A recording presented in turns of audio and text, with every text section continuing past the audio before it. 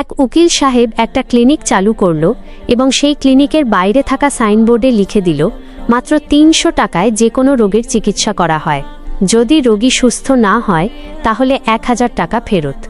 সাইনবোর্ডের এই লেখা দেখে এক পুলিশ অফিসার চিন্তা করল, বাহ, সুন্দর তো, ১,০০০ টাকা কামানোর সুযোগ, যাই ১,০০০ টাকা কামাই করে নিয়ে আসি। সেই পুলিশ অফিসার ক্লিনিকের ভেতরে ঢুকে ওই উকিল সাহেবকে বলতে লাগলো, ভাই দেখেন তো আমার কি হয়েছে, কোনো কিছু খাইতে পারি না, মুখে কোনো স্বাদ নাই। পুলিশের এই কথা শুনে ওই উকিল সাহেব ক্লিনিকের নার্সকে ডেকে বলল, এই আপনি ২১ নম্বর বাক্স থেকে ওষুধ বের করে ৩ ফোঁটা ওষুধ এই পুলিশ ভাইটাকে খাওয়ায় দেন তো।